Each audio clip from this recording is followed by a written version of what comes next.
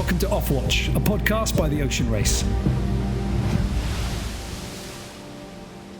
We're always taking your suggestions as to who would make a good subject for an interview, and a lot of you have requested that we talk more to the navigators. So we hooked up with Libby Greenhalgh. She's two-time competitor in the race, once with the all-female Team SCA, and then most recently Team Scallywag. And I won't need to tell any fans of the race that there was plenty to discuss there. Also, she gave us some pretty strong words about what the race should be doing to help female sailors for the future. Libby Greenhalgh is a twice competitor in the ocean race. First, as navigator for Team SCA, bridging a 10-year gap for all-female teams participating in the race. And then more recently with Scallywag in the last edition. Now, she is known for a shrewd scientific background and a real skill at knowing how the weather dictates what's going to happen out on the racecourse, possibly honed by years in the British Meteorological Office and working for the British Olympic sailing team. Libby, thank you very much for talking to me. I know that as a youngster, you competed at a high level. I mean, World Sailing Youth Games and things like that. Some people I know have decided to brush up on their weather knowledge to sharpen up their sailing skill. For you, was it, I fancy a career in weather, or was it always about the competing? I guess actually, because I sailed all my life, it was sailing that brought me to the weather. Because obviously, ultimately, we were there going, oh, what's the weather doing? Can we go sailing? And back then, we were looking at like teletext on the TV to get a forecast. The inshore waters teletext forecast was pretty good for the ponds that we sailed on. So, and because of that, and obviously because my parents sailed, and we had like a little wind anemometer on our house. So, we used to have a keen interest just through that. And I think just from that, it just always interested me. And I guess because it did, the sailing that I was doing and all of that, it did enhance that. But ultimately, it was like, when you're thinking about, what can I go on and do? I'm like, well, this is a subject I'm interested in. And as I went through college and school and towards university, you could start to see that there were potentially careers in sailing that were also associated with the weather. So I kind of also felt, it might have the potential to keep me in my sport, or vice versa. And it's a difficult call at that, when you're sort of 16, 17, 18 to sort of think about what you want to do. And whereas I was like, well, actually, I love the weather. It supports my other main passion that I'd equally like to pursue as a career. So it was kind of married together like that a bit. And it's not my forte. So help me sort of draw the distinction between meteorologist. I'm going to have to try that one again. You know the word I'm trying to say. Someone that reads the clouds and the winds. And then a navigator, because somewhere along the line you've gone from knowing what the wind's going to do to knowing what to do with it. Was that the involvement with the British sailing team? Where do we go from one to the other?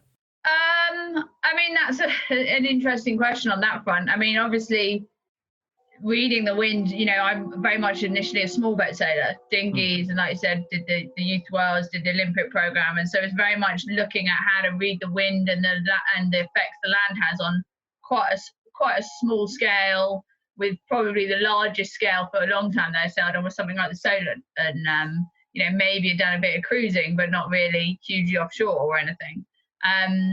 But you were always looking at that. How do I get around the course the fastest? And it's the same thing, but just almost on a bigger scale with navigation in a way. And actually, with some of the larger scale stuff, it's when you start doing offshore stuff and looking at island effects and just the different effects as you do offshore routing, you're sort of like, oh wow, this is even more obvious to see, to then be able to better explain the stuff that's happening at the small scale, because you're like, look how. And I guess it also the biggest thing it made you realise is actually super hard to interpret on that smaller scale, because when you look at the bigger scale, we're already in a massively turbulent airflow. The classic one I always think about is the Canary Islands and just how far downwind the effects that has. And yet you might go and race in a Olympics or in a smaller boat class in like a 2-mile section and be trying to read that, and you're like, wow, and yet over and above it you've got this going on. So I think it's just fascinating. And I guess they go hand in hand. And from the weather side of things, and the fact that going and pursuing a weather career, that was I understood that bigger scale picture, but often as you don't often find someone who's probably also got that smaller scale. You might meet someone who's a trained weather forecaster and then sort of goes into navigation, but understanding that balance with racing and the smaller scale is quite a blend of skills in terms of being able to go, actually, well, now it's a priority on this much smaller scale to think about this versus this much bigger scale, this is happening. And to kind of be able to bridge all of that is quite a difficult thing depending on what angle you come from. Really fascinating. I've never thought about it in that way, but of course, yeah, small windward leeward, you're trying to predict a left shift, and then over 100-mile course, actually, you do the same. Yeah. Okay, so then Team SCA then, when you come into Team SCA, I'm wondering, do you come into Team SCA as, in your mind anyway, a fully fledged navigator, not only being able to do the weather routing, but also being able to join a team like that and go, I'm going to be able to plot where we're going to go, how we're going to go, and I'm going to get us around the world efficiently? I mean, the Team SCA was a hugely unique opportunity in terms of my offshore navigation experience. It was arguably not a lot at that moment when I first sort of applied. But the biggest benefit that the team saw that I had was the knowledge of the weather, basically, and that understanding versus, hey, I can open up the software, I can run a route, it's showing this, this, and this, and and so whereas having that bigger understanding of the weather, and I'd spent 8 years just looking at systems, looping, and satellite imagery, and all of that kind of stuff. Like, I think that kind of skill or knowledge or just experience, much like you say, going around the world 4 times, just gives you that experience of just stuff that until you've sort of done it, you almost can't get. And I can imagine as well that surely you've seen, and you've probably been frustrated by, people that can open the laptop and run the routing software and load in the weather model, but can't tell you why the routing and the weather model is saying one or the other. The skill, but they haven't got the knowledge. Yeah, I mean, I think that it's incredible now what those tools allow you to do, and the mathematics behind them, and the stuff it's what it's able to tell you, but almost it sometimes gives and empowers people a lot, but it almost gives them just the wrong amount of knowledge. It's like wicked. There's now a line on a screen. I know where I'm going, but to be able to interpret the pitfalls or the strength in it, because actually it's only drawn that line based on a 1 second difference to a different route that could be a little bit more like this, that's then only a 1 second difference, and then suddenly you're finding actually the bias is really one way, or or if you start 5 minutes later, it makes a difference, and it's just because you caught onto that system. But there's ways of people learning that in a different way, as opposed to, I guess I would look at it from the weather systems and think, oh, the pitfalls are probably here. You can use the navigation tools now, the routing, to find that by, most people are then taught, actually always run a route like this. So, you run it so you start an hour earlier or an hour later and see if it makes a big difference, and run it so that you push it this way and see if that and they sort of try and find the weaknesses that way. So, there's different ways of how people probably have now learned to use those tools to then interpret the weather and find their best route. Well, whatever you did back with Team SCA and leg one, it was certainly working. I want to ask you a little bit about the legacy of Team SCA, which we are very much still feeling in the industry. And I know with the Magenta Project, it's something that you're still actively involved with, and we'll come to that. But let's go straight into that nav then. Leg one, I got the impression that you jumped on the boat relatively late compared to some of the other team members. Correct me if I'm wrong there, but either way, when the boat left the dock, I'm sure as any navigator in a one design fleet, you're under pressure to find that opportunity to split off and build some gains. And you guys, I mean, those first few hours, you had a storm out of the Med. You were on fire and, leading out through the Strait. Yeah, I mean, I guess, relatively late to the team. Arguably, I sort of officially joined them in June, and most of them have been there for some up to 18 months. And I think the biggest thing was there was this whole unknown of, how fast are we really? How will we go? That sense of things. I didn't think, other than, yes, okay, I hadn't gone around the world, but we had experienced people on our boat, which I think people maybe sometimes sort of forget. But Sam has already gone around once, and well, almost probably 3 times, arguably with a few stops or breakages along the way.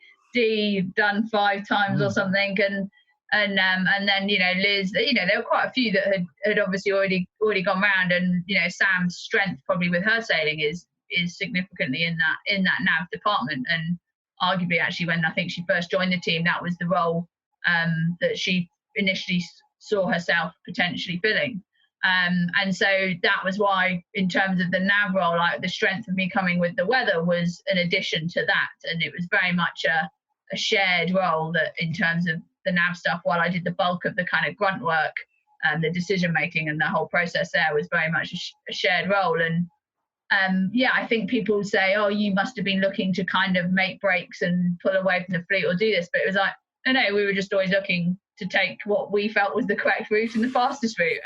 What are those kind of moments like as the navigator that's making those calls? Because I can imagine, like you say, you go one way, you go the other, then you've got to converge again. For everybody else that's sailing on board the boat, they've got to think about grinding on the winch, pulling that, moving the stack, weight, forward, back. There's so much that they've got to think about in that moment. But the moment for you and the decision for you, I imagine, plays out so slowly while you're waiting to see what you've done is right or wrong. How agonising can those moments feel? Yes and no, because I think once you've done the tack and you see the numbers, you're like, right, that's the numbers we're on, and you know the outcome.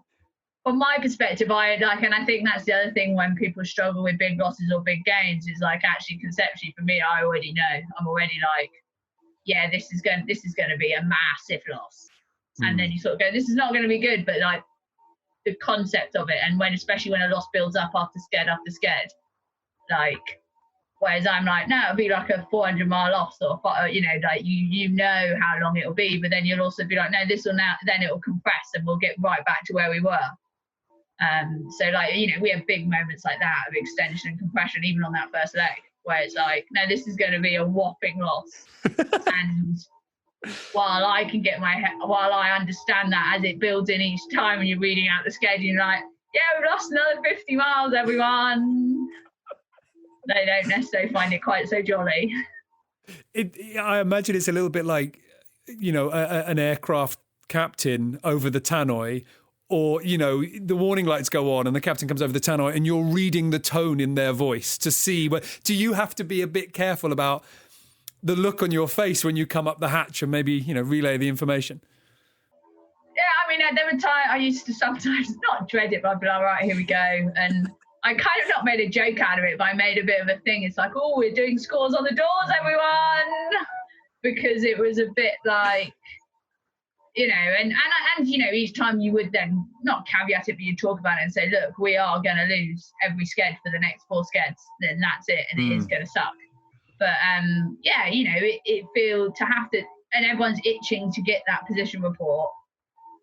And it just feels like, and they do, even though you've caveated it or spoken about the fact that it just feels like a sucker punch to some of them. And everyone reacted differently. There were some people that you would just be like, okay, cool, thanks, carry on, not a problem. And other people that literally you could just see them physically go, oh, and and that is something I think as a team that people probably talk about, like, how do you manage and deal with skeds, and what's the process, and everyone's going to deal with it differently, but actually how do we work out how to support ourselves? Because I think our biggest thing was like, we did so many compressions and things like that throughout the race that I was almost like, well, it doesn't matter, there's going to be another opportunity and we'll just take that instead. And I think we were always quite good at that. Like, even if we had made a loss, we were pretty good at finding the next opportunity and making sure we got it reasonably right. And as we were saying, obviously, Team SCA, certainly for leg 8 anyway, come away with a leg win. That's a vindication for any team that, they can hold their own and they can perform. And then for you yourself as well, where you were saying at the beginning that maybe you came into that edition of the race without as much navigational knowledge as some others, but you claimed the B&G navigator's prize for the addition of the race. And I think for people that maybe don't know what this isn't B&G saying, we'll give you a prize. This is the other navigators in the race saying, yeah, you impressed me there, and sort of accumulated point system. I mean, that had to feel pretty good. Yeah, no, for sure that did, yeah. Like, I think any acknowledgement from your peers and your surrounding sailors is always good, especially when, you know, that edition, I think the majority of them have done 3 or more laps around the planet. So, yeah, for sure. And I think, definitely that was sort of made me think, okay, you know, and I think also it's that whole thing, you know, there's always that bit of doubt of, again, like, you know, who was I almost in the scheme of things to sort of come in and sort of do that role. So I think not a bit of vindication, but yeah, I think it sort of shows that actually the knowledge is there. Well, because then at the end of that that edition of the race, you know, you seem to sort of step back into, you know, very familiar shoes, advising from the shore, working with things like that. Obviously, the Magenta Project, which again, you know, I want to touch on in a minute. But then we get to Team Sunhunkai Scallywag, and you join that team, and I'm really interested to discover how that conversation started, because David Witt is, and certainly at that time, he was such a character in the race. And he didn't hide anything, you know, when he was happy, when he was sad, it was all sort of there. And obviously that fit between the skipper and the navigator wasn't perfect. Steve Hales was on. He stepped off after the second leg. I think Antonio Fontes was on for 2 legs. He got injured. Then it was you got called up. Did you know David beforehand? I mean, how did that sort of come about? I had sort of contacted the team because they had, I obviously recognised they had one less crew member effectively. So there was that opportunity. And, you know, arguably I'm a small person. I've also gone around the planet on one of these boats already. And in a way, it was kind of like, not why wouldn't you, but you could, even in the setup with not necessarily coming on as a navigator, but someone coming on with that strength is only going to be a bonus, especially arguably when a lot of their team didn't have a huge amount of experience in the race. And so I felt there was an opening there. And I guess, you know, while I'm a navigator, I'm also a sailor. And sometimes I also think people often forget that, like, actually, I've sailed most of my life and raced, you know, all sorts of boats at many different levels. And I think that's something that sometimes is forgotten. So, like, I sort of felt I came with quite a few skills to add to that crew, even if that navigation role wasn't there. So I had been sort of chatting to them from the beginning of the race on and off as to what their thoughts were, and basically sort of said, you know, if you're thinking about going down the route of having the extra pair of hands, which I think you probably will be fairly shortly, then, you know, this is who I am and here I am kind of thing. Because, as you say, that was the first time that the boat had sailed, quote unquote, fully crewed. You know, David Witt had said he wanted to try and save weight. And it's not just the weight of a human being, it's the weight of the water, the weight of the provisions, the weight of everything. So here they are now, you guys are sailing off leg 4, and you're sailing with a full load of people. You've just jumped on board. Can you recall what the feeling was like for that team at that time? Because I think it's fairly safe to say they hadn't matched up to where they'd wanted to be. I mean, who does really, unless you're leading? But then somebody comes on board, like you say, a bit of 65 experience. They've got the numbers right. Was it, this is, you know, finding a good gear here? I literally turned up 2 days before we set off on that leg. So having done the Sydney Hobart and then almost flown directly from there. Did you, hang on, so sorry, 2 days. Did you even have time to learn everybody's names before you left the dock? I mean, not really. I remember, this sounds bad. I remember for a while getting Nipper, Alex a bit confused, because then I was like, who's Ben? And Ben was Nipper. And I was like, I was like, but I was fortunate in that I did know Parko previously, and I did know Tristan, who also joined at the same time as me.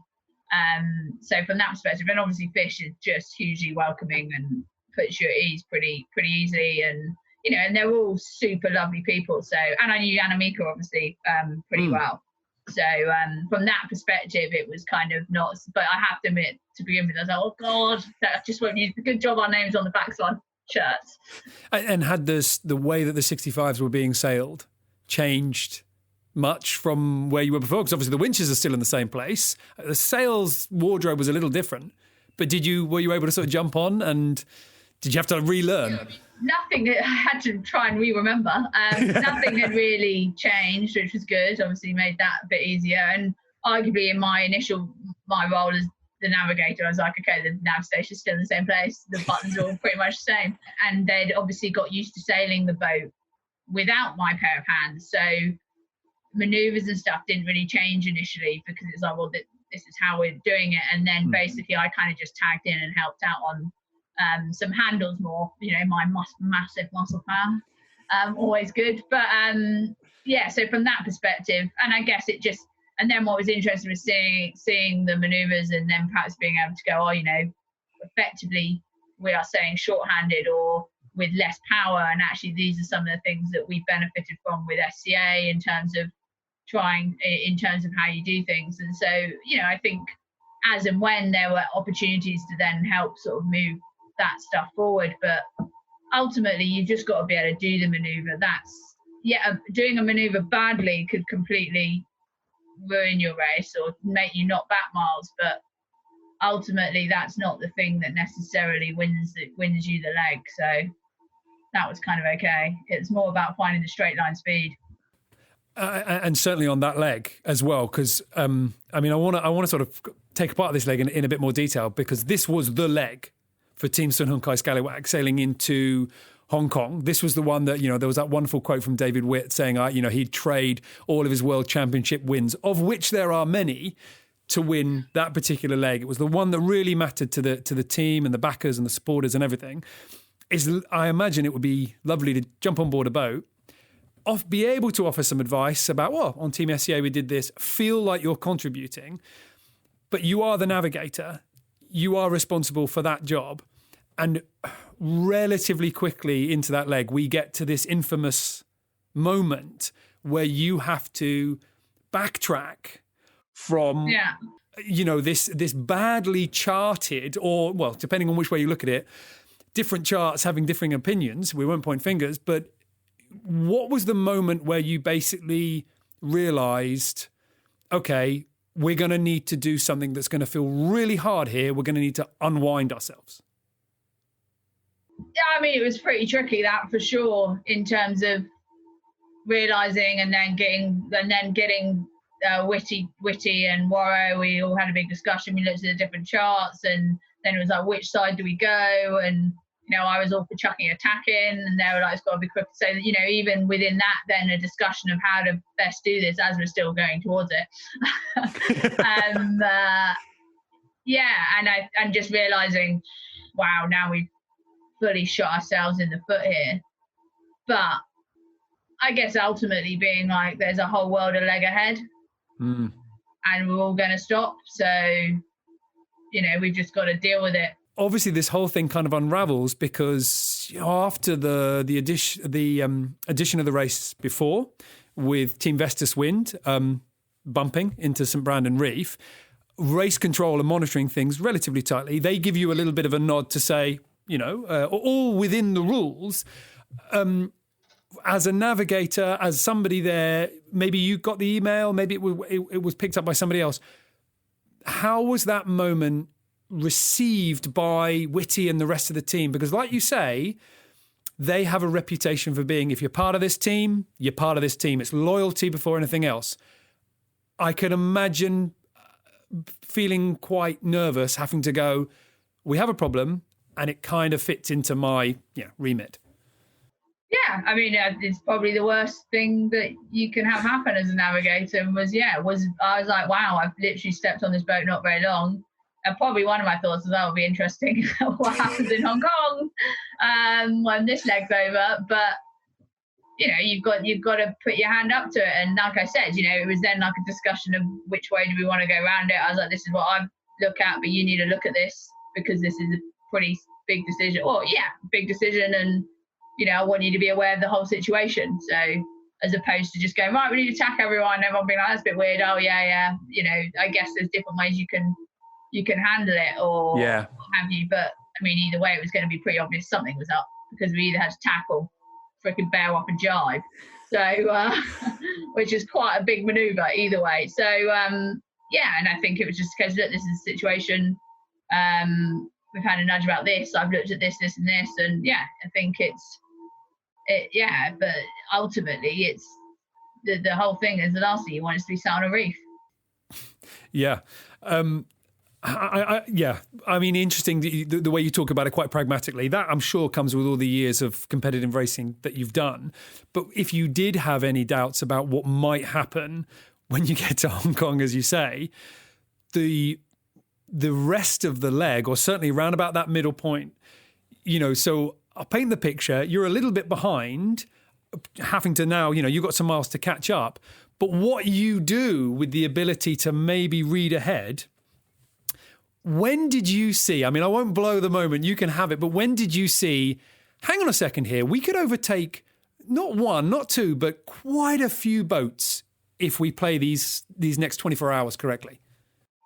Yeah, I mean, I guess it was difficult to say whether it was like, if we play the next 24 hours correctly, we could I wasn't like, we could overtake them, but I was like, well, we're totally going to compress because they've stopped now at whatever, and that always happens. But then you always worry, will they get out? And then off you go again.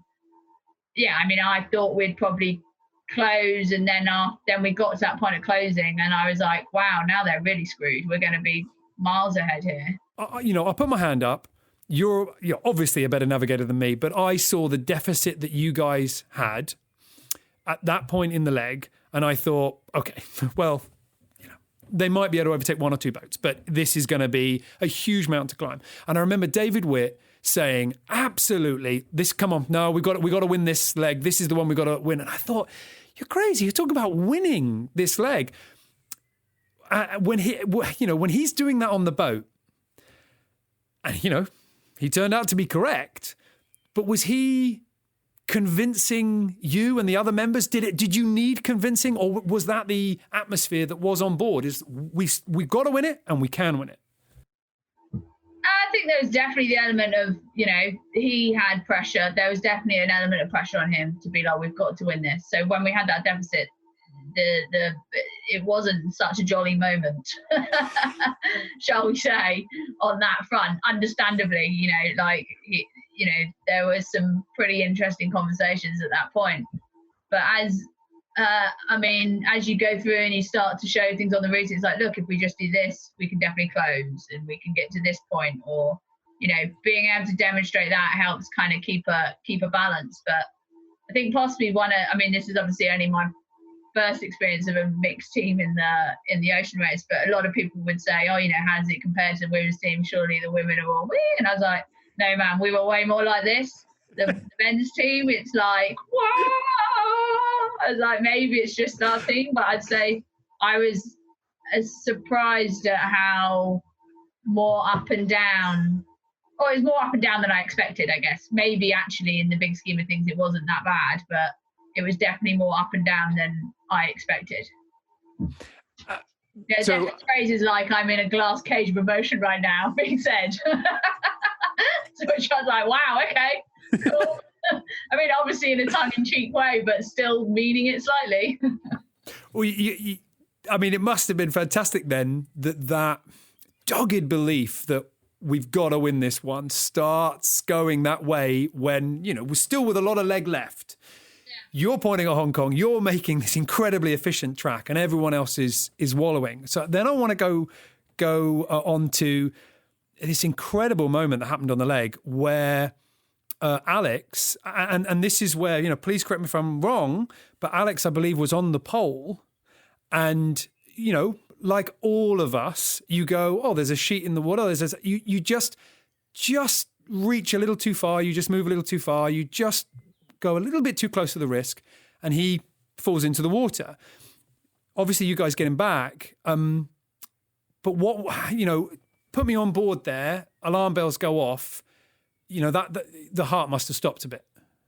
I mean, I was asleep, so woken up to man overboard, and you're like, what the? And we're going along, and so I literally scrabble out of the bunk, go to the computer to see if anyone's hit the button, and while they've hit the button, you have to hold it for 4 seconds, which is actually a pretty long time in those kind of moments. Like, and so it wasn't, so nothing had been pushed. So I hit the button there, grabbed my deck screen, came on deck, and was just like, right. And no, you couldn't see him anymore.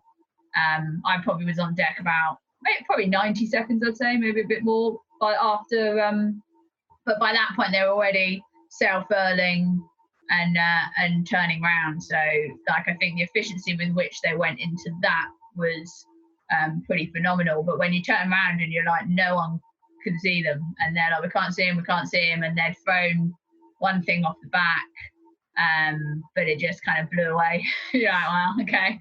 And I guess, I guess the big thing was like when he did fall, they did a big wiggle in the track.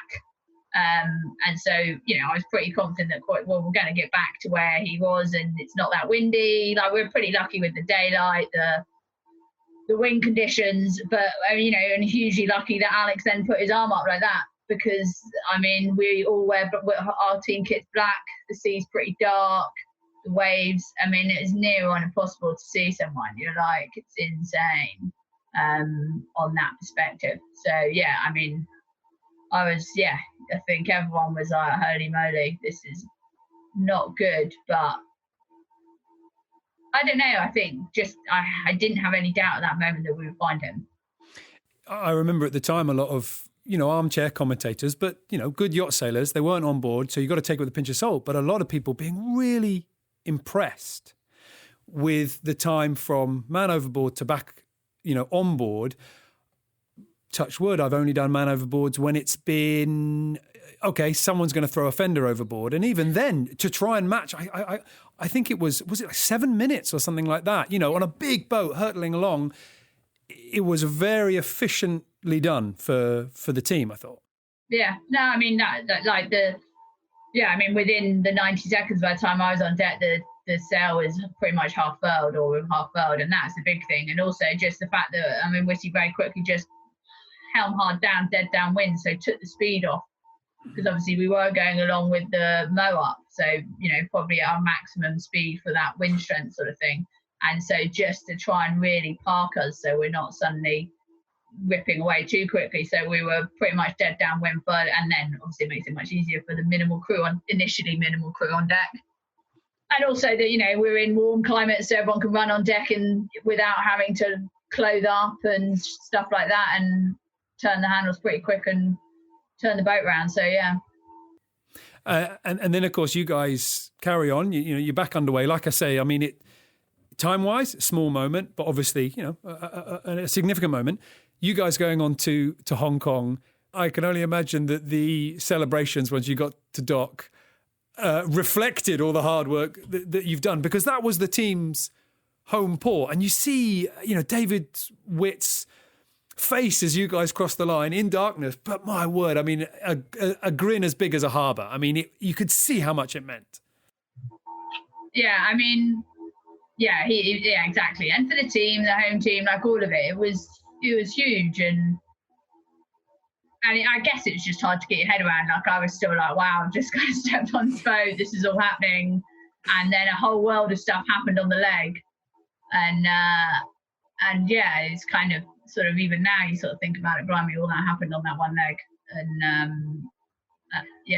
but it's super, super cool to be part of the team in that experience as well. I think like that was, really cool.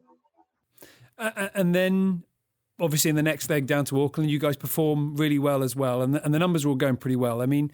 Everybody watching this, anybody that's followed the race will have known what happened with Team Sun Hung Kai Scallywag on leg 7, where, sadly, John Fisher goes overboard, unable to be recovered. You mentioned before that you hadn't met John before you stepped on board the boat. I'm sure anything like that leaves a pretty strong mark. As somebody that never met John, is there any way that you can kind of,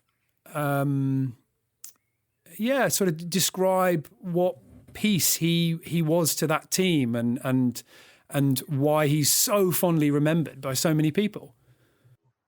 I mean, I think he was the essence of the team to a large extent. The sort of never give up, that whole element and the aspect that a lot of the team did embody or do and do still embody, like wanting to provide opportunities as well, and and it was his dream to do the race, and part of that, and with that and his lifelong friendship with Whitty, it was kind of almost his desire to do the race that probably partly more helped convince Whitty to go, yeah, let's do this. Actually, I want to do this with my best mate, and he was just so willing to help. He was like a salt of the earth person, no sort of nothing, he just would accept you for who you are. And I think that's what it is, and just an incredible guy on that front. Like, would always help anyone, and hugely supportive, and was like, yeah, we can get better, we are going to make mistakes, and and I think it's hugely sad. I guess just the flip side of you someone goes overboard and you find them in 7 minutes, and then someone else goes overboard and you don't even get the opportunity to find them. So I think that's the time goes by and it doesn't get any easier, that's for sure. Afterwards, when you guys get into the Chilean coast, I think, obviously, you carry on and the team completes the race, completes this dream that, you're saying was John Fisher's dream. How difficult was that, or how easy was that to know we're going to get back on the boat and we're going to keep going? I think there wasn't really a doubt. I mean, we were bad and good, but we had 6 days at sea trying to get back ashore, where we probably ran through all the emotions under the sun. And even interesting, while we were out there, some people were instantly like, we've got to keep going with the races, the boat's got to carry on. And at times it was like, no, that's it, we're just going to pack up and game over kind of thing. And I think, but ultimately it was his dream, and it felt like it would be a bit of a disservice if we didn't carry on. And it's 100%, I'm pretty sure that John would not have wanted us to stop. But yeah, it's difficult. I think I found it hard in terms of stepping back on and the responsibility of what I felt from what had happened, and that weighed on me quite hard. And and also wanting to get back on and perform well, and actually I think in both races, that leg, whether you do well in that leg or not round to Brazil, it is quite a forming leg in a lot of the teams, and actually a lot of teams find another gear in speed, partly because you just go through a leg where it's generally pretty windy and you're having to push yourself because you haven't got an option, that then you step up another gear. And I think that definitely happened for a lot of the other teams on that leg, while we were dealing with getting back in the race. And so I think even so from that perspective, that was quite hard. We've definitely probably lost a gear there, and also just the Fish was so intrinsic. He was one of our watch leaders. He was just such a core member of the team that I think that sort of also changed the team, makes it hard on that front. But we're pretty lucky with the people we met. Parker coming back was a big asset. I think that was one of the biggest things as a team. We all sort of said, yes, let's do it, let's carry on, but we need to have Parker. He's a core part of this. And so it was amazing when he came and joined us. And then through the course of the race, we had a few different people join, and I think they were all brought different things and great things, from being strong offshore sailors, or just part of the Scallywag team as well. And I think that's a big thing. I don't mean to pry, but there's one thing that you said, and I don't want to just leave it hanging for anybody else to sort of insinuate whatever they think. But you just said, it was hard for you personally, where you were talking about the responsibility of what happened. I mean, obviously a tragic accident. I can only imagine that everybody in some situation like that would find a reason to wish that they had done certain things differently. But, that's,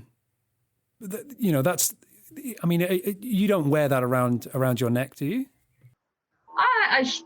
For a long time, I struggled with, I guess as the navigator, I felt responsible. I should have been able to find him. I mean, you're looking for a needle in a haystack, but when you're sat there and you've got someone who's just lost his best mate and he's like, we've got to find him.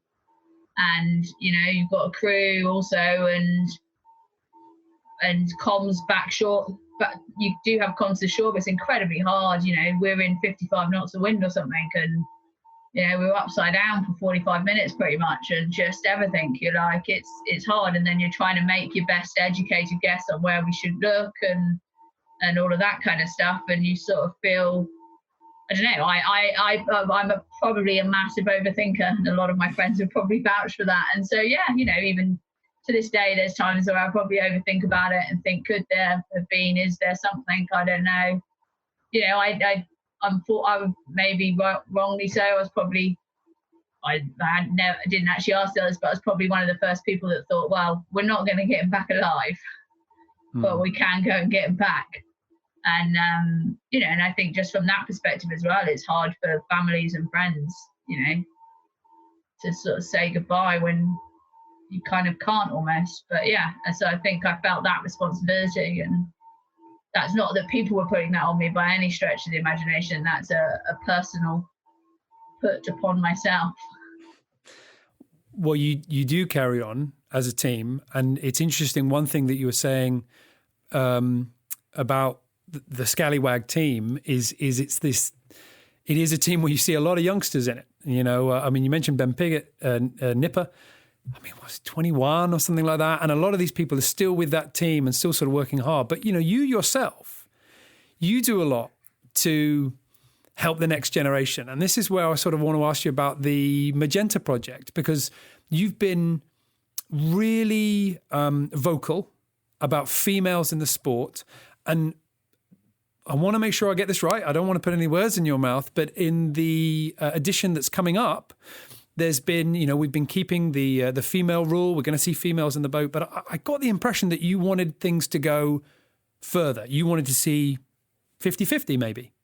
Yeah, I mean, it strikes me, definitely, given they've got the two classes, it strikes me as crazy, dare I say it, but I have now, that you'd bring in multiple rules about age to make it use. But why? And you've just talked about, hasn't it been amazing? We've done this with X, Y, Z in 2 on every extent. So from the last race alone, there's 22 women that have gone around the world.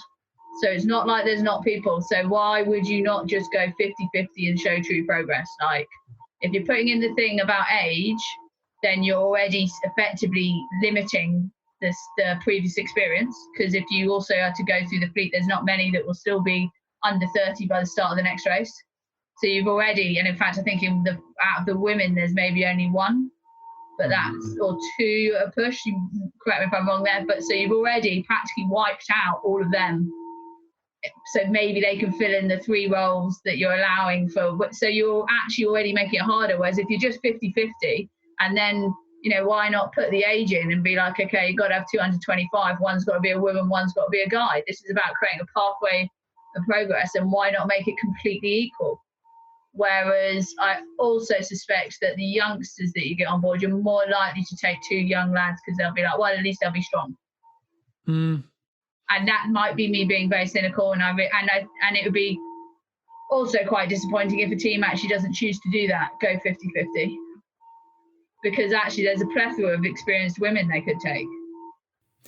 And a lot of these experienced women, I mean, this is what we're talking about with the Magenta Project. This is the thing where you are, it's yourself, it's Abby Ehler. I mean, there's a whole bunch of the sort of Team SCA crowd.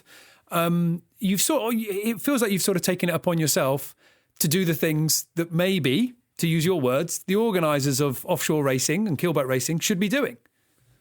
Yeah, I mean, arguably, I guess our big thing is advocating and lobbying with these events from, and fair play, the ocean race is actually ahead of the curve. You can look at some other high level circuits that need to not jump on the bandwagon, but really look at where they think the sport should be and go. And I think they actually have a responsibility for it, is my view. I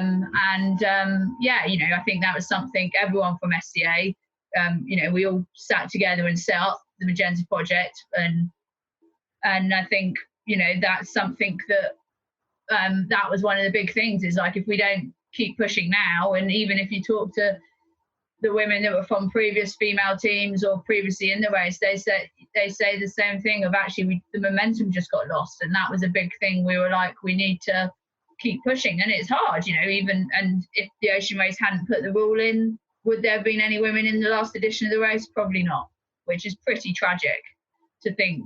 And then you're like, and even with this rule, and then it's just a shame that if you think about it, if you make it 50-50, the pool of people that then have the experience, you're then instantly just changing that. Whereas at the moment, it's like, oh, well, there aren't that many people to pick from. And it's like, well, that's because they're not getting, whereas there's not more. That's because they've had the opportunity and done it. And, whereas, yes, you can, there's also the argument, because, I would almost say with the 60s, so obviously it's a bloody tight boat and I haven't been on it, so I don't know how it would be tight to sail with 6. But you've also got to be a certain type of woman that wants to go around the world with 5 other guys in close proximity going to the toilet on a bucket next to them. And you're the only woman on board and you're listening to 4 other guys chat for 9 months of the year. I mean, I also think that's fantastic, because again, if they didn't have the rule, there's probably, certain teams for sure would, because also I think a lot of the people that come from that angle will be coming from the Vendée, and actually there's a bit more diversity there, and you'll see how the teams form that way. But ultimately, even in that, I would have been like, it's a 5 crew setup, 2 have to be women, or you can have 3 women, 2 guys, but it's as close as you can get to 50-50. Because how many guys would go around the world as the only guy in a 4 female team? Would they? How would they feel about that? Okay, you're coming round. Yeah, you've got a great spot. It's a fully funded, blah, blah, blah, top heads team. You can have a spot. How do you feel comfortable? How comfortable do you feel? And the trouble is actually we'll probably very rarely, I'm not saying we won't be in that position, but it's highly unlikely that you'll flip the table round that actually a guy can experience what a woman would experience.